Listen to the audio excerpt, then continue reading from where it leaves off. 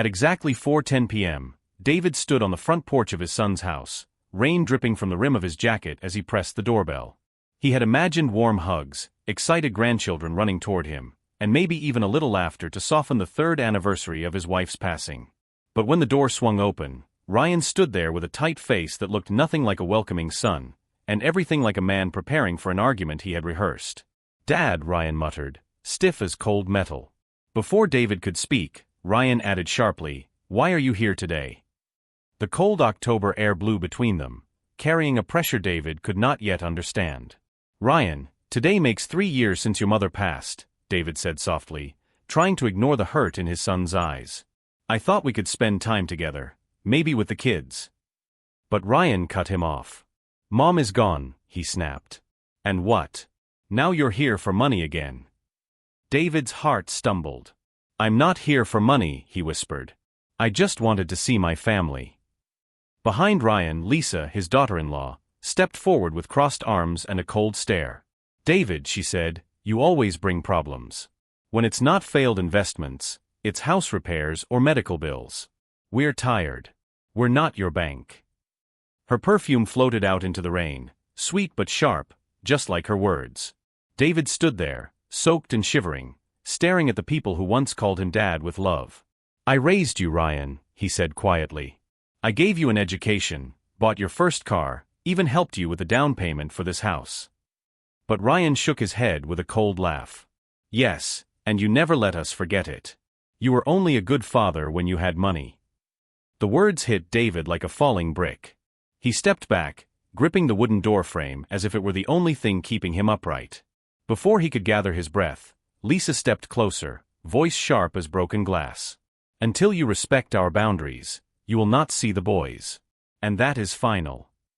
A curtain upstairs moved slightly, and 2 small faces appeared, Tyler and Sam, his grandsons, waving eagerly at their grandfather. "Boys," David called softly, raising a hopeful hand. But Lisa snapped the curtain shut with a violent pull, erasing their little faces in one motion. "Leave. Now," she ordered. Ryan's jaw tightened, and he slammed the door hard enough to make the porch shake. David stood frozen, his hand still lifted mid-wave, as the sound echoed through the perfect suburban street. Rain fell harder, soaking his clothes as neighbors watched from their windows, pretending not to stare at the man being thrown out by his own child. His steps back to the car felt heavier than stones. By the time he reached his old Honda Accord, David could barely feel his fingers. The warm glow from Ryan's house shined in the rearview mirror, each lit window reminding him he no longer belonged there. He tried to start the engine, but his trembling hands struggled to turn the key. Tears mixed with the rain on his cheeks as he whispered, "I held you when you were born, Ryan. Who protects me from you now?" The car finally started, humming gently like the only friend he had left. He drove home through blurry roads, replaying the cruel words he never imagined hearing from the son he once believed would carry his legacy with pride and love. When David finally reached his quiet house, darkness greeted him like an unwelcome memory. He pushed the door open, flicked the light switch, and felt the weight of emptiness fall over him like a heavy blanket. The silence inside made his chest tighten, every corner reminding him of Maggie, his late wife who once filled their home with soft humming and gentle laughter. He hung his dripping coat by the door and whispered, "Maggie, I wish you were here." The loneliness echoed back, sharp and cold, making him reach for the whiskey bottle he rarely touched. He poured 2 fingers of whiskey into a glass, but couldn't bring himself to drink. Instead, he stared at old photographs hanging on the walls, each one capturing happier days. In one picture, young Ryan stood on his first day of school with a missing tooth and a superhero backpack, smiling as though the world belonged to him. "You used to love me, son," David murmured, tracing the frame with trembling fingers. Another picture showed Ryan at his graduation, arm around David, both beaming with pride. The memories felt like knives now, cutting deeper with every glance. Eventually, David drifted into his study and opened the drawer that always stuck at the corner. He yanked it hard and watched papers spill out, bank statements, loan notes, all the proof of years he had quietly helped Ryan. He flipped through each page with widening eyes. 10,000, 15,000, 8,000, 12, he whispered. Entry after entry told the same story. Every time Ryan needed money, David had given it without question. By the time he finished adding the numbers, he froze. $145,000. More than a decade of love turned into debt with no return. His heart ached as he closed the notebook. That was when he reached for the old wooden box on the top shelf of his closet, the one he had avoided opening since Maggie's funeral. Inside were the letters she had written for him before she passed, tied with a faded blue ribbon. He chose the one labeled, "When you need to hear this." With shaking fingers, he unfolded the paper and read her gentle handwriting. "My dearest David, if you are reading this, you must protect yourself. Ryan is not the boy he used to be. Love him, but be careful." Her words blurred as tears filled his eyes. David pressed the letter to his chest and sank onto the bed, whispering, "I'm sorry, Maggie. I didn't listen." He took out her wedding ring from the small velvet box beside the letters and held it tightly in his palm. It felt impossibly light for something that carried a whole lifetime of love. Outside, the rain finally stopped, leaving a heavy stillness in the air. David walked back to the kitchen, looked at his untouched whiskey, and instead reached for his phone. His thumb hovered over the contact of Simon, his old friend and retired detective. He whispered, "Tomorrow. I'll call him tomorrow." Morning light crept through the curtains long before David's eyes opened. He had not truly slept. He had drifted in and out of thoughts heavy enough to crush the heart. When he finally rose, he splashed cold water on his face and saw a stranger in the mirror, older, worn, and carrying years of unspoken pain. "I can't keep living like this," he whispered. By 8 a.m., he had dressed, grabbed his phone, and finally made the call to Simon. When the familiar voice answered, David said, "Old friend, I need your help, and it's serious." Simon listened carefully as David described everything: Ryan's harsh words, the closed curtain hiding the boys, the financial records, and Maggie's warning letter. When David finished, Simon spoke with alarming calmness. "David, I've seen this pattern before. Children under pressure, financial trouble, spouses pushing decisions. It can turn dark." David swallowed hard. "You think he would hurt me?" Simon sighed. "I think we should verify what's happening around you. Come to my office tomorrow morning. I'll start digging immediately." For the first time in days, David felt the smallest flicker of direction. The next morning, David arrived at Simon's office, a narrow room above a repair shop that smelled faintly of old books and dust. Simon greeted him with a firm handshake and a serious look.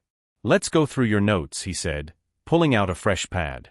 David sat across from him and began recounting every detail, from bank withdrawals to Ryan's cold eyes at the door. Simon wrote quickly. When David finished, Simon leaned back. "We'll need to monitor their activity discreetly. I'm not saying they're planning anything, but it's better to know the truth than assume the best." David nodded slowly, heart heavy.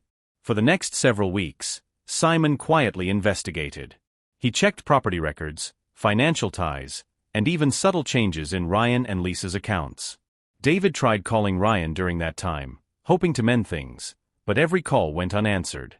"He doesn't want to hear from me," David muttered each night as he sat alone in his living room. Even worse, when he tried visiting the boys at school, Lisa rushed them into a car and drove off without a word. Each small rejection felt like salt rubbed into an open wound, leaving David wondering what he had done wrong as a father. Early one snowy morning, Simon called with a tone that made David sit upright. "David, I found something concerning.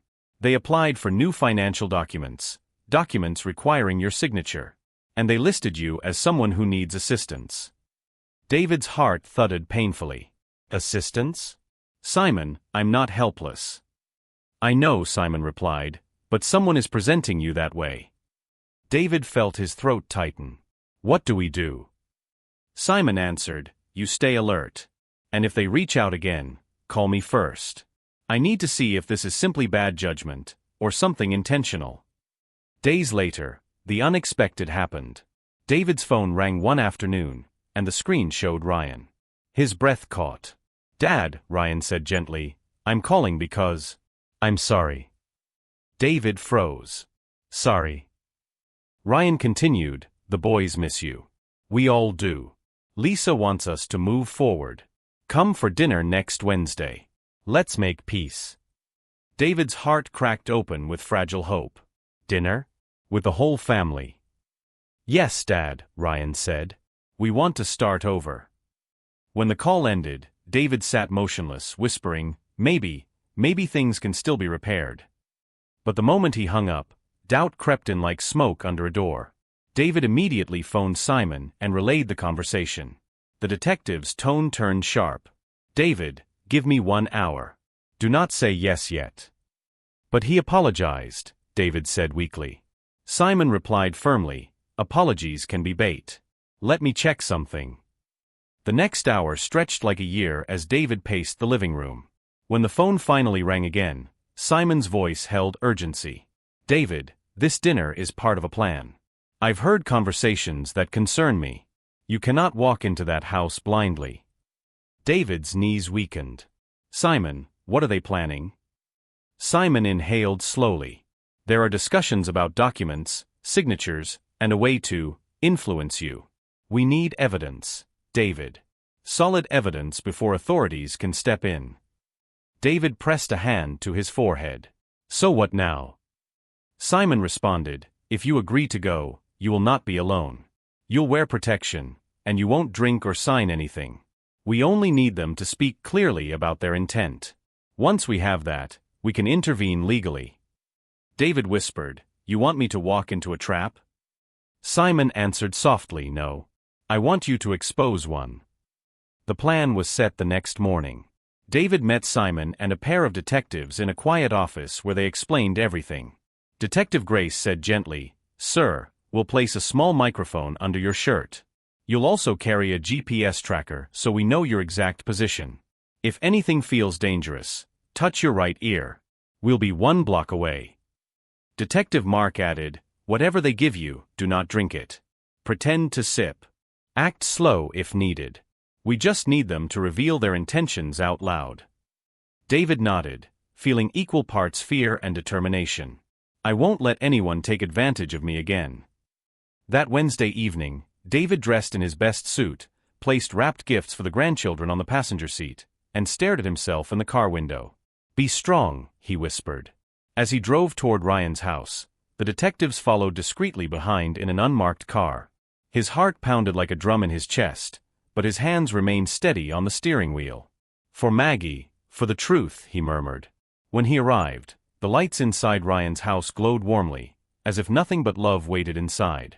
But David now knew better. This time, he wasn't walking in as a father.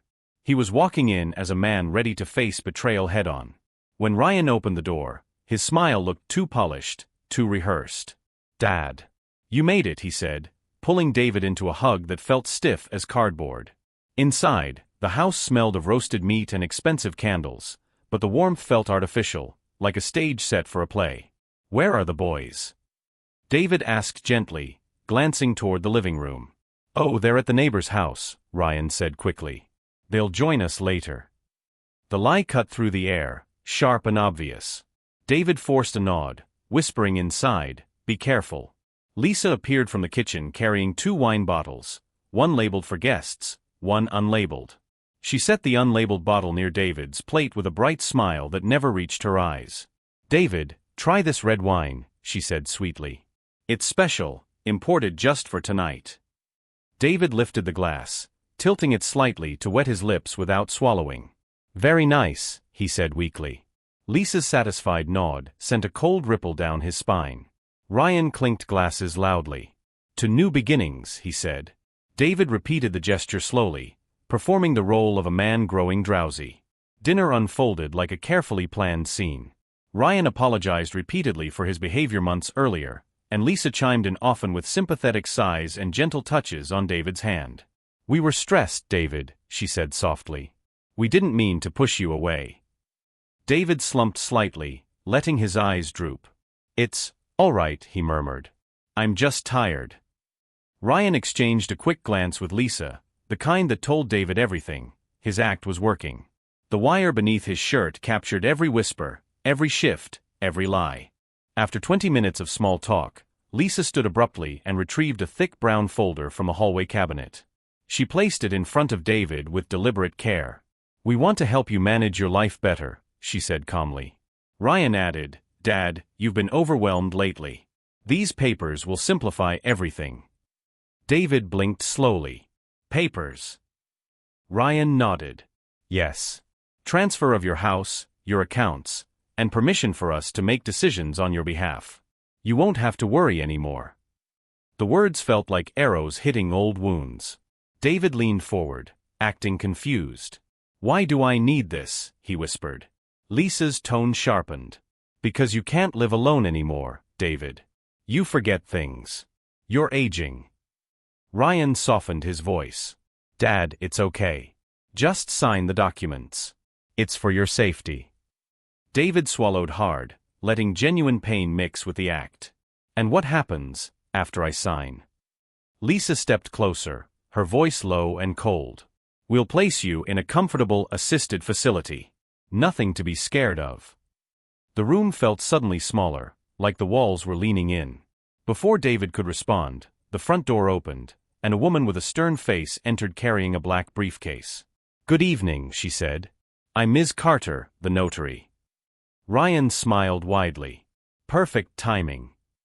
David feigned surprise. "A notary? Tonight?"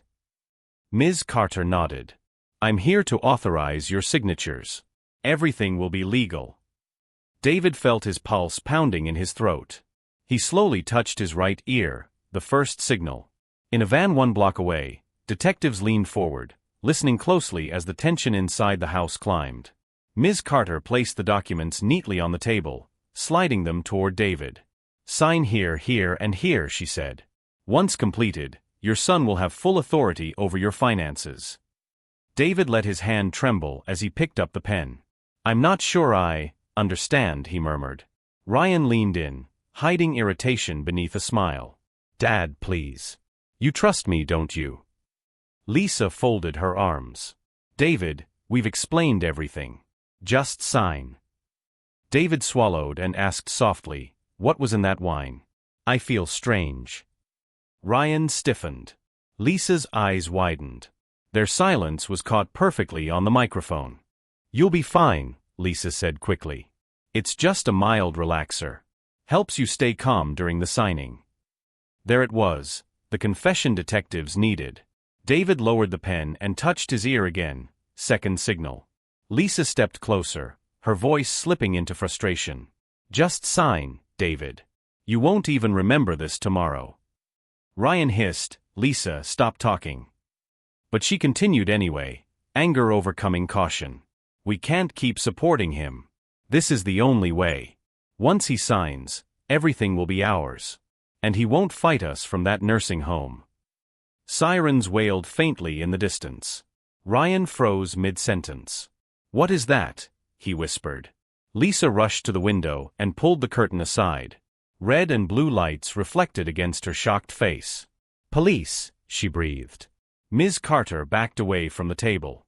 Ryan turned slowly toward David with betrayal painted across his face. "You're not drugged," he said. David sat up straight, eyes clear, voice steady. "No, Ryan. I'm not. And I heard everything." Lisa pointed at him, voice trembling with rage. "You brought them here?" David answered calmly, "No, you brought this on yourselves." The front door burst open, and detectives stormed in. "Chicago police. Hands where we can see them." Detective Grace shouted. Ryan raised his hands, pale and shaking. Lisa dropped the folder, papers scattering across the floor like fallen leaves. Ms. Carter tried to escape toward the back door, but Detective Mark intercepted her with swift authority. David stood slowly, removing the tiny microphone from under his shirt. "I didn't drink your wine," he said quietly. "And I won't sign away my life." As officers cuffed Ryan and Lisa, the truth settled heavy in the air. David had walked into their trap, but they were the ones caught. Ryan was still trembling as the officers guided him toward the door, his voice breaking with panic. "Dad, please, listen to me," he cried. But David looked away, unable to meet the frantic eyes of the son who once held his hand as a child. Lisa fought against her cuffs, shouting, "This is all your fault, David. We were trying to save our family." Detective Grace stepped between them. "Ma'am, everything you said tonight was recorded. Please stop talking." The house that once echoed with laughter now trembled with the weight of betrayal. As police escorted Ryan and Lisa outside, David felt his legs weaken. Simon rushed into the room and grabbed his arm just in time. "Easy, David," he whispered. "It's over. You did everything right. David nodded, though his eyes glistened with grief more than relief. I never thought, my own son, he murmured, voice cracking. Simon sighed heavily. Sometimes the truth breaks us before it sets us free. David looked around the dining room, the wineglasses, the scattered papers, the chair he had pretended to slump in, and shivered at how close he came to losing everything. Outside, reporters had begun to gather as officers loaded the arrested conspirators into separate cars. Flashing lights illuminated Ryan's devastated face as he tried once more to look back at David. Dad, I'm sorry. Please forgive me, he shouted through the chaos. David stood silently on the porch, Simon beside him like a steady anchor. That choice is no longer mine, David whispered. The doors slammed shut on the police vehicles, sealing the fate of the people who had tried to steal his freedom. The night air felt colder than before, carrying memories David wished he didn't have to hold. In the weeks that followed, investigators reviewed every detail captured by the microphone and the hidden recording devices Simon had previously set up. The audio was undeniable: Lisa's confession, Ryan's encouragement, the notary's illegal participation. When the trial finally began, David sat in the courtroom with Simon, his hands clasped tightly together. He listened as prosecutors replayed parts of the conversation, each line burning like fire. The jury watched with a mixture of shock and disappointment. David wished he could close his eyes, but he forced himself to face the truth, no matter how painful. Ryan sat at the defense table, shoulders slumped, unable to lift his gaze toward his father. Lisa sniffed loudly through most of the proceedings, but the jury remained unmoved. The notary, now working with prosecutors, testified against them, describing the plan in chilling detail. They wanted the documents signed quickly, she said. They wanted control of Mr. David's finances, and placement in a facility. David closed his eyes for a moment, feeling Maggie's old warning echo in his heart. Love him, but protect yourself. He whispered silently, I'm sorry, Maggie. You were right all along. When the verdict came 3 days later, the courtroom fell silent. The judge's voice carried a finality that left no space for doubt. Ryan Harris, you are found guilty of attempted financial exploitation and conspiracy. You are sentenced to 4 years in federal custody. Ryan swayed, gripping the edge of the table. Lisa received 3 years for her role, her face draining of all color. The notary was sentenced to 14 months due to her cooperation. As officers approached to handcuff them, Ryan finally lifted his tearful eyes toward David. Dad. I never wanted this. David stood slowly, heartbreaking in quiet pieces. Ryan, he said softly, you chose this path. I didn't. Ryan's face crumpled as officers led him away, Lisa trailing behind in silence. The closing of the courtroom door felt like the sound of burial, perhaps not of bodies, but of relationships, trust, and years of hope. Simon placed a gentle hand on David's back. You survived, my friend. David nodded, though survival felt like a hollow victory. I didn't lose just a son today, he whispered. I lost the version of him I spent a lifetime believing in. The following month brought slow mornings and long quiet evenings. But there was a light, small, warm, and fragile, that returned to David's life. His grandsons, Tyler and Sam, now lived with Maggie's younger sister, who welcomed David with open arms. The boys ask about you every day, she told him. When he arrived at their school for the first time since the ordeal, the children spotted him instantly. Grandpa! Tyler shouted, running full speed into his arms. Sam hugged his leg tightly. The joy in their voices washed away weeks of fear, giving David the strength he didn't know he still had. He spent afternoons helping the boys with homework, weekends taking them to the park, and evenings listening to their stories about school and friends. Though the wounds of betrayal still lingered, the children reminded him that love could still exist untouched by lies and greed. One Saturday, as they built a tower of wooden blocks in the living room, Sam looked up and asked, Grandpa, are you happy now? David felt tears rise but smiled warmly. Yes, Sam. I'm finding my happiness again, one day at a time. For the first time in months, he meant every word. One quiet morning, David sat on his porch with a cup of warm coffee, watching the sunrise paint soft gold across the horizon. Beside him rested Maggie's photo, her smile frozen in time yet still capable of comforting him. He touched the frame gently and whispered, I kept my promise, Maggie. I protected myself. And the boys are safe. The world felt still, peaceful, no longer overshadowed by fear. As the light grew brighter, David breathed deeply, letting the past settle behind him. It wasn't a perfect ending, but it was a new beginning, a place to heal, to hope, and to finally live again. If you enjoyed this story, don't forget to like the video, subscribe to the channel, and tell me your thoughts in the comments below. I love reading your reactions.